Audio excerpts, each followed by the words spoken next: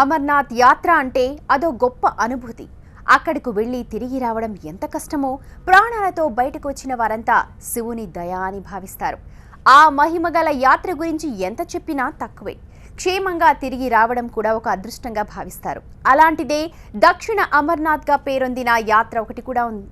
అది ఎవరికీ అంతగా తెలియదు. దాని గురించి ఒకసారి చూద్దాం.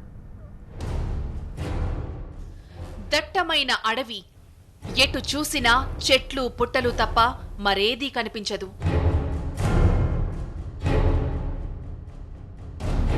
ఎటు నుంచి ఏ జంతువు వచ్చి అటాక్ చేస్తుందో తెలియనంత దట్టమైన అడవి. అది ఒక కీకారణ్యం.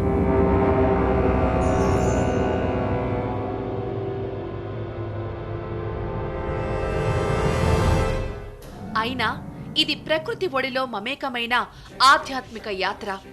తెలంగాణలోని Nallamala Amrabad tiger reserve forest లో సాగే శలేశ్వరం లింగమయ్య జాతర ఇది. అమరనాథ్ యాత్ర అంటే అందరికీ తెలుసు, ఉత్తర భారతదేశంలో ఉంటుంది. మరి దక్షిణ భారతదేశంలో శివుడి భక్తుల కోసం మినీ అమర్నాథ్ ఉందంటే ఎవరికైనా తెలుసా? హైదరాబాద్కు 200 కిలోమీటర్ల దూరంలో మహబూబ్ నగర్ జిల్లాలో శలేశ్వరంలో మహాశివుడు కొలువై ఉన్నాడు. శివ భక్తుల కోసం శ్రీశైలంకు 40 కిలోమీటర్ల దూరంలో ఈ శలేశ్వరం కొలువై ఉంది. శలేశ్వరంలో శివుని దర్శించుకోవాలంటే ఎవరైనా సరే కాలినడకన నల్లమల అటవీ ప్రాంతం నుండి వెళ్ళి శివుని దర్శించుకోవాల్సిందే. మరి ఇప్పటి వరకు చాలా మందికి తెలియని ఈ శలేశ్వరం సాహసయాత్రను TV9 మీకు చూపించబోతుంది. రండి.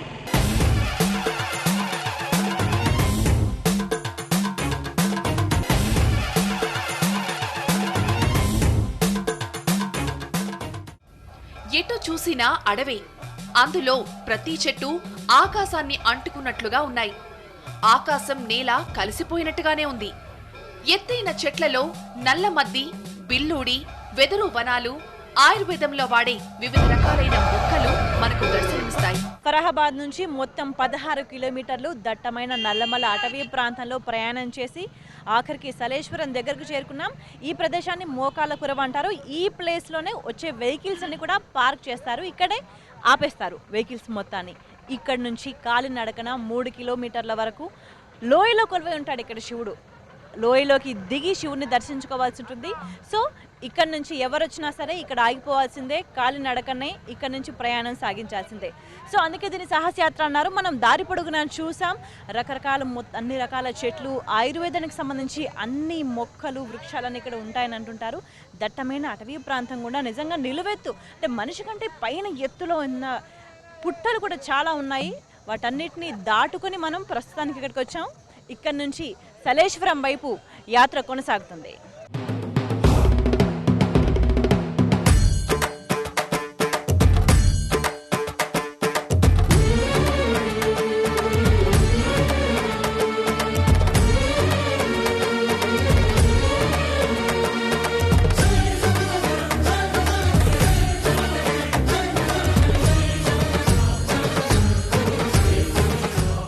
మోకాళ్ల కురవ నుండి కాలినడకన ప్రయాణం.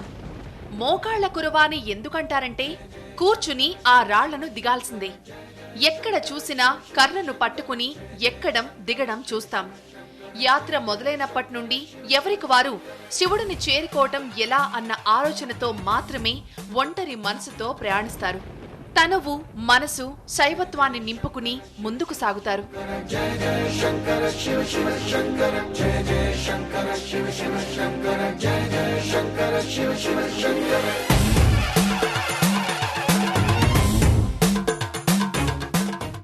సాహసోపేతమైన ఈ యాత్రకు TV9 శ్రీకారం చుట్టింది. ఇక్కడ జరిగే శలేశ్వరం లింగమయ్య జాతరను బయటి ప్రపంచానికి తెలియచేసే ప్రయత్నమే ఇది.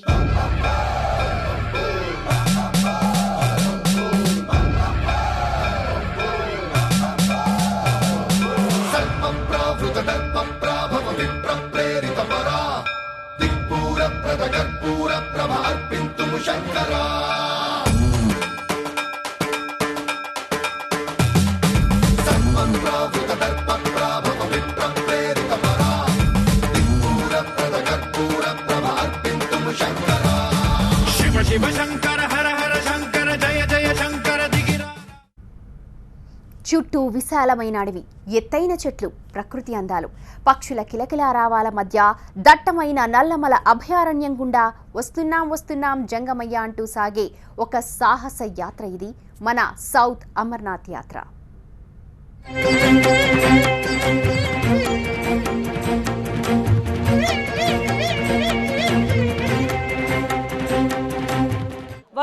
వస్తున్నాం లింగమయ్య, నీ జాతరకు వస్తున్నాం, నిన్ను దర్శించుకోవడానికి వస్తున్నాం.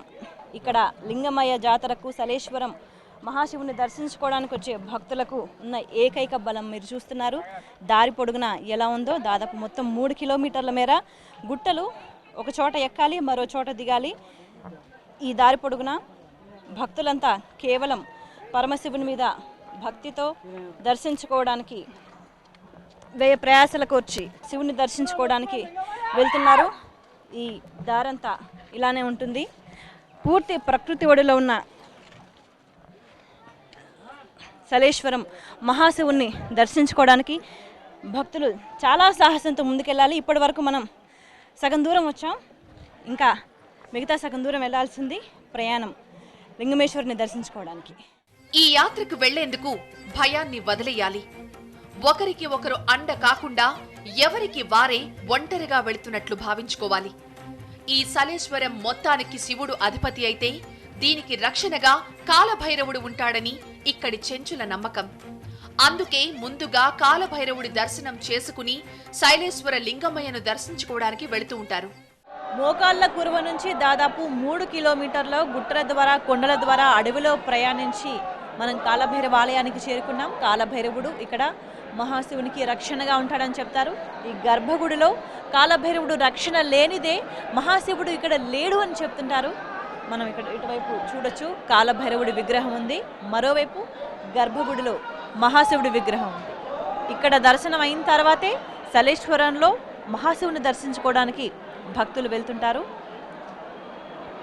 సో ఇక్కడ నుంచి మనం సలేశ్వరంలో కొలువై ఉన్న పరమశివుని దర్శించుకోవడానికి వెళ్దాం. ఈ యాత్రకు దక్షిణ తెలంగాణ వాసులతో పాటు ఆంధ్రప్రదేశ్, మహారాష్ట్ర, కర్ణాటక రాష్ట్రాల నుంచి భక్తులు పెద్ద సంఖ్యలో వస్తుంటారు. ఇక్కడికి కూడా భక్తులు సంవత్సరంలో ఒకేసారి వస్తారు. అది కూడా 5 రోజుల పాటు జరిగే సలేశ్వరం జాతరకే.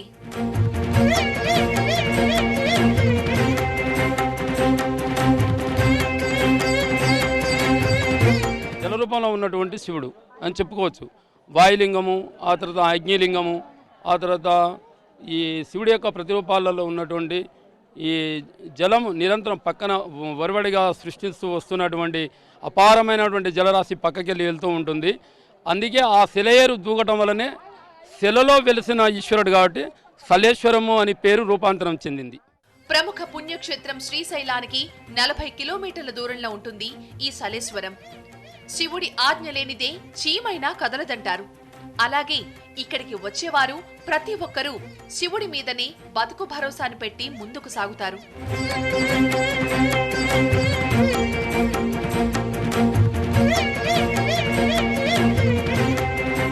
కాలభైరవ కోనలోకి వెళ్లడం మొదలుకుని చివరకు బయటకు వచ్చే వరకు మొత్తం యాత్ర సింగిల్ గానే సాగుతుంది. ఒక్కరే అడుగులో అడుగు వేసుకుంటూ ముందుకు సాగుతారు.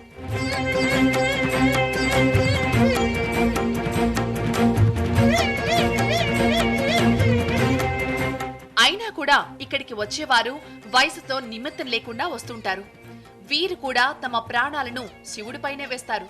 సలేశ్వరంలో శివుని దర్శించుకోవాలంటే ప్రతి ఒక్కరూ కొండలెక్కి దిగడానికి ఆపోసపాలు పడుతున్నారు. కానీ వయస్సు భేదం లేకుండా పసిపిల్లల దగ్గర నుంచి నెలల పిల్లల్ని ఎత్తుకొని వస్తున్నారు. పండు ముదుసలి వాళ్ళు కూడా వస్తున్నారు. ఒక పెద్ద ఆయన ఉన్నారు, మనం మాట్లాడదాం. తాత, ఎక్కడి నుంచి వస్తున్నావు? ఓకే. ఇప్పుడైనా ఫస్ట్ రావడం, అంతకుముందు వచ్చినావా? ఎన్నిసార్లు వచ్చినావు? ఒకసారి వచ్చినావా? ఎప్పుడు వచ్చినావు? 50 ఏళ్ళ నేను వచ్చిపోయి. 50 ఏళ్ళ కింద వచ్చినావా? మళ్ళీ ఇప్పుడు ఎందుకు వచ్చినావు? చూసిపోదామన్నా. ఏం కష్టమైతే లేదా? మరి కర్ర పట్టుకొని ఎక్కి దిగుతున్నావు? కష్టం అయితే దేవుని తలుచుకుంటే దిగుదాం. మరి ఎన్నేళ్ళు నీకు? 82 వెళ్ళినాయి. 82.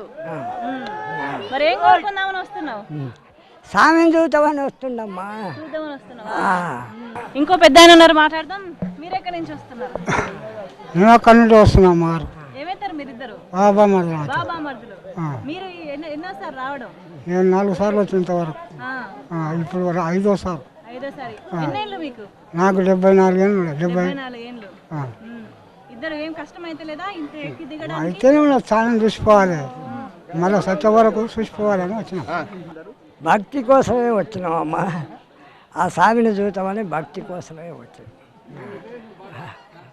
ఇదంతా స్వామి పవరే అంటున్నారు.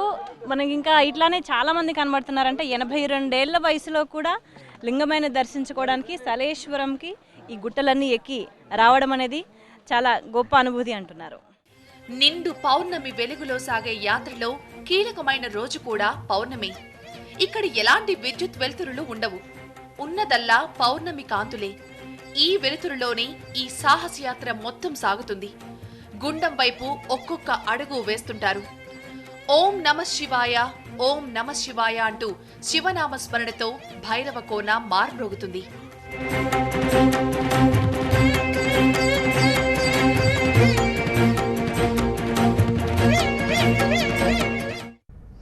రాయి, రప్ప, చెట్టు, పుట్టలను దాటుతూ లోతైన లోయలో కొలువు తీరిన లింగమయ్యను కాలినడకన చేరుకోవటం ఒక అద్భుత ఆధ్యాత్మిక అనుభూతి. ప్రతి ఏటా చైత్ర పున్నమికి 2 రోజుల ముందు పౌర్ణమి రోజు, ఆ తర్వాత 2 రోజులు, మొత్తం 5 రోజుల పాటు జరిగే దీన్ని జనజాతర కంటే అరణ్య జాతర అంటం మంచిది.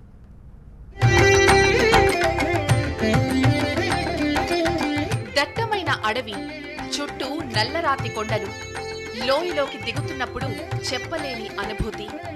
లింగమయ్య దర్శనం కావాలంటే సాహసం చేయాల్సిందే. సలేశ్వరంకి వెళ్ళే దారి పొడవునా మనం ఇట్లాంటి చిన్న చిన్న జలపాతాలు లాంటివి చూడొచ్చు. ఇట్లా కారే నీళ్ళతోనే సలేశ్వరం వెళ్ళే భక్తులంతా తమ దాహాన్ని తీర్చుకుంటుంటారు. బాటిల్స్లో ఈ నీళ్లు పట్టుకొని తమ దాహాన్ని తీర్చుకుంటూ ఉంటారు. మనం చూడొచ్చు దారి పొడవునా కూడా మొత్తం అడవి ప్రాంతం, గుట్ట ప్రాంతం. ఇది ఎండాకాలం, కానీ ఇక్కడ ప్రయాణించే భక్తుల కోసం ఇవి స్వచ్ఛమైన నీరు, ఎటువంటి కల్మషం లేకుండా వచ్చే నీరు. ఈ అడవిలో మొత్తం అనేక ఆయుర్వేద ఔషధ మొక్కలు ఉన్నాయి. వాటి ద్వారా ఈ రాళ్ల గుండా వచ్చే సహజ సిద్ధమైన ఈ నీటిని పట్టుకొని ఈ నీరు తాగే ఇక్కడి నుంచి చాలామంది వెళ్తుంటారు.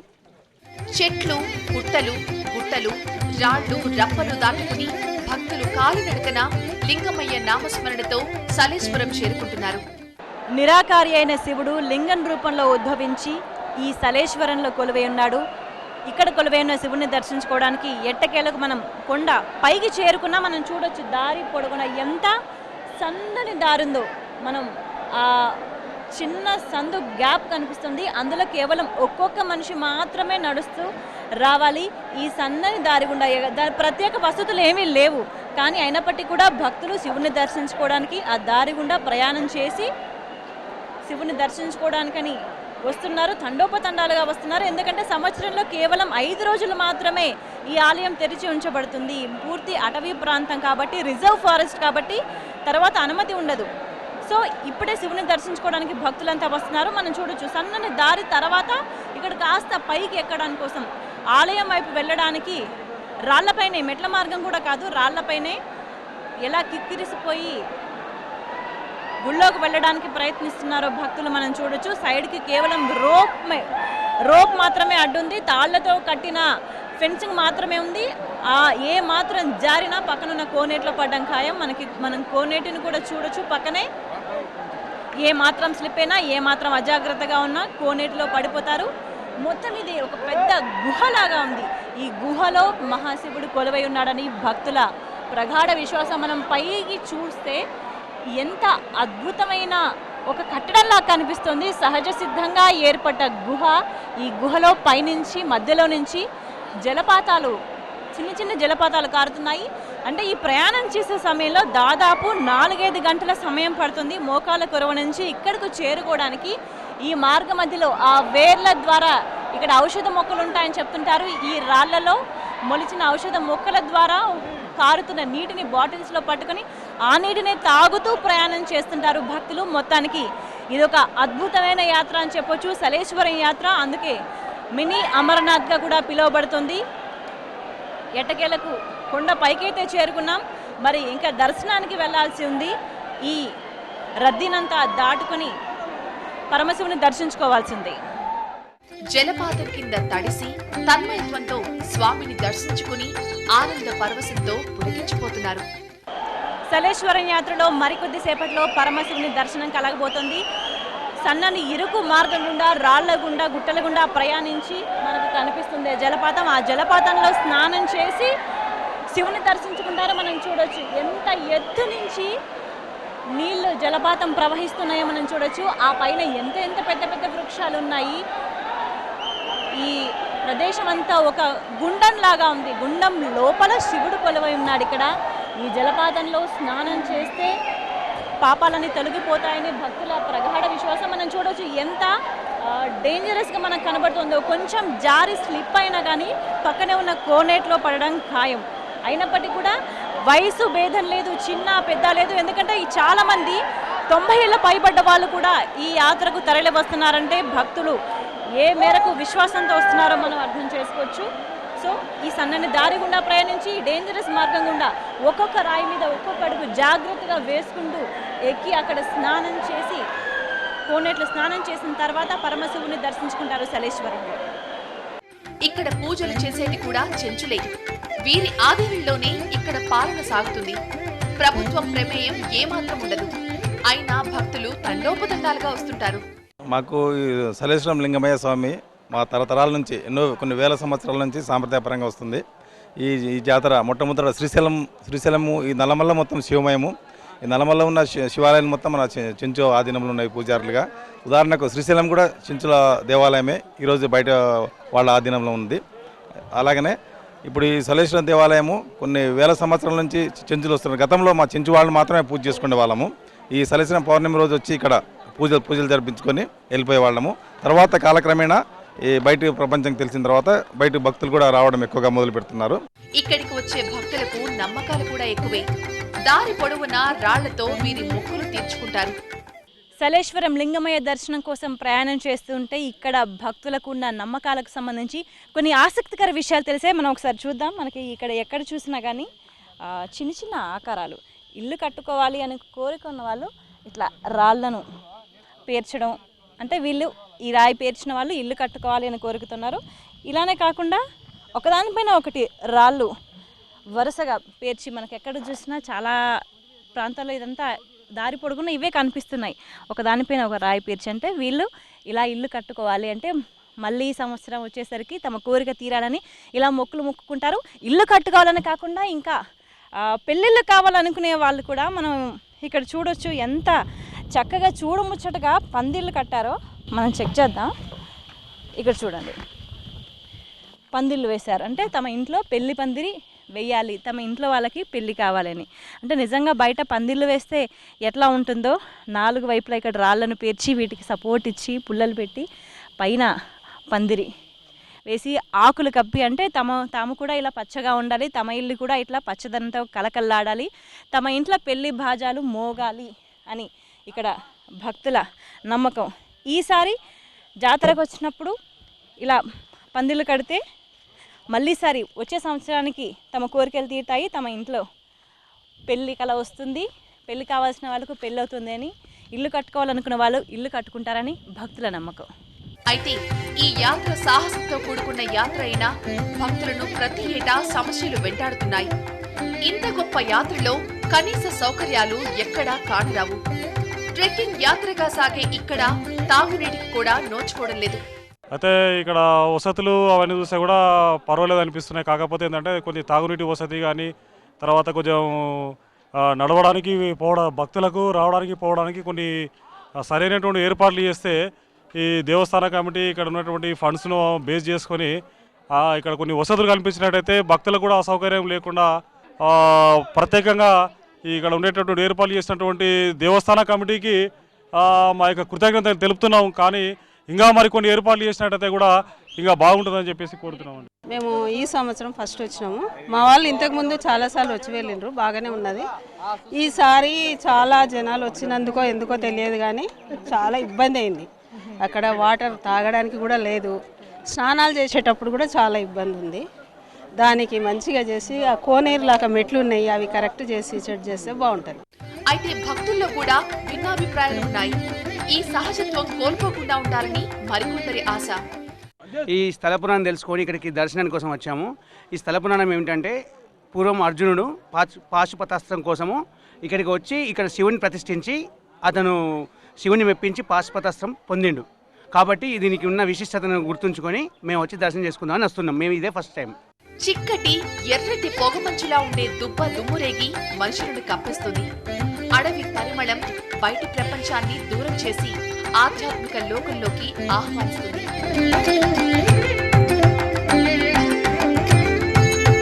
ఈ సౌత్ అమర్నాథ్ యాత్రకు కనీస సౌకర్యాలు కల్పించాల్సిన అవసరం ఉంది. అయితే అడవిలోని సహజత్వాన్ని కోల్పోనివ్వకుండా జాగ్రత్తలు తీసుకోవాలి. అభివృద్ధి పేరుతో జరిగే విధ్వంసాన్ని కూడా దరి చేరకుండా చూడాలి. పుట్టేటప్పుడు ఒకరే, పోయేటప్పుడు ఒకరే అన్న తత్వాన్ని అడుగడుగునా గుర్తు చేస్తూ చెంచులకు శివుడితో ప్రకృతితో ఉన్న అనుబంధానికి వాళ్ళ సాంప్రదాయానికి ప్రతీకగా నిలిచిన సలేశ్వరం యాత్ర ఇంతటితో ముగిసింది. దశాబ్దాల పాటుగా యాత్రికులు వస్తూ పోతూ ఉన్నప్పటికీ కూడా తన సహజత్వాన్ని కోల్పోకుండా ఇప్పటికీ ఉంది అని అంటే చెంచుల ఆధీనంలో ఉంది కాబట్టి అని అంటుంటారు. ఏదేమన్నప్పటికీ కూడా ఎప్పటికీ కూడా ఈ ప్రాంతం తన సహజత్వాన్ని కోల్పోకుండా ఉండే విధంగా పర్యాటకంగా మరింత అభివృద్ధి చేసి మినీ అమర్నాథ్గా తీర్చిదిద్దాలని ప్రతి ఒక్కరు కోరుకుంటున్నారు. కెమెరా పర్సన్ శివారెడ్డితో స్వేచ్ఛ, నల్లమల నుంచి.